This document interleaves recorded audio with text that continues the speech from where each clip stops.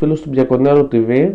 Είμαι ο Αλέξης Σόζη, ένας από τους διαχειριστές του Bianconero Club και υπεύθυνος για την εφαρμογή στα κινητά. Θα σας παρουσιάσω τις οδηγίες πώς μπορείτε να παρακολουθήσετε flash streams από το Bianconero TV στο κινητό. Τα βήματα είναι πάρα πολύ απλά. Το μόνο που έχουμε να κάνουμε είναι, για όσους δεν έχουν εγκαταστήσει το PAOK 365, να πάμε στο Play Store της Google και να εγκαταστήσουμε το PAOK 365. Αναζήτηση PAOK και από εδώ πέρα τελείως δωρεάν μπορούμε να κάνουμε την εγκατάσταση. Εφόσον κάνουμε εγκατάσταση του PAOK 365, θα πάμε να δούμε να κατεβάσουμε το player μας, το MX στην ουσία. Είναι το απαραίτητο για να μας ανοίξουν τα link που υπάρχουν στο Bianconero TV. Είτε αυτά είναι flash, είτε αυτά είναι τα stream των καναλιών. Εφόσον κάνουμε εγκατάσταση και τα δύο προγράμματα, τα οποία τονίζω είναι δωρεάν, θα πάμε στο PAOK 365. Θα ανοίξουμε την εφαρμογή μας. Θα πατήσουμε το Bianconero Mobile.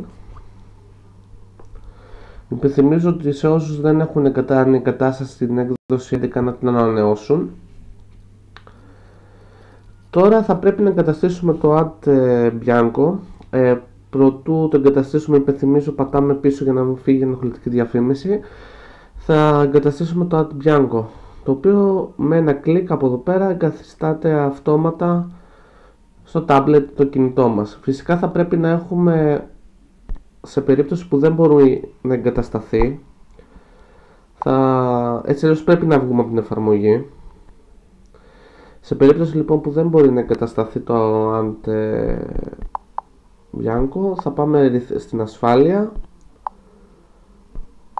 Ναι, μας κάνει λίγα νερά το tablet εδώ. Λοιπόν, θα πάμε στις ρυθμίσεις. Σε περίπτωση που δεν μπορούμε να τα εγκαταστήσουμε, θα πρέπει να τικάρουμε στην επιλογή ασφάλεια εγκατάσταση από άγνωστες πηγές, να είναι τικαρισμένο. Στο Add Bianco θα πρέπει να πάμε τώρα στο Add Bianco, στην εφαρμογή μας το PAOK 365.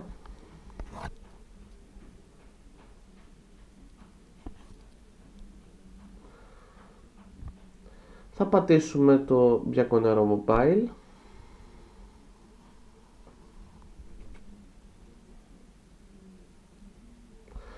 Εδώ στο προγραμματάκι μας μπορούμε να δούμε τι αγώνες παίζουν. Φεύγει η ενοχλητική διαφήμιση. Μπορούμε να δούμε τι αγώνες παίζουν. Πάμε να κάνουμε μια δοκιμή. Συνιστώ να πηγαίνετε στο Bianco 2. Είναι λιγότερο χρονοβόρο. Και πάμε να ανοίξουμε ένα link.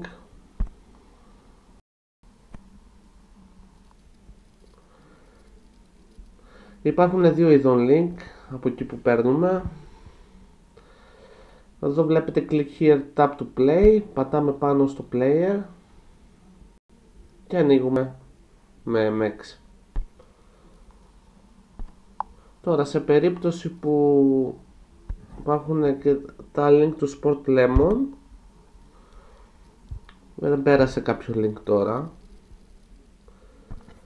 πολλές φορές θα μας βγάλει εδώ πέρα ένα μαύρο player. Θα πατήσουμε πάνω στη μαύρη την οθόνη και θα ανοίξει το link. Πάλι με το MX.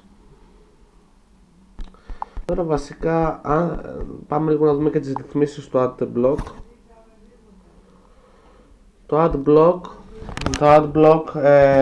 θα πρέπει να μην είναι τικαρισμένα αυτά. Τώρα, για οποιαδήποτε απορία μπορείτε να μας στέλνετε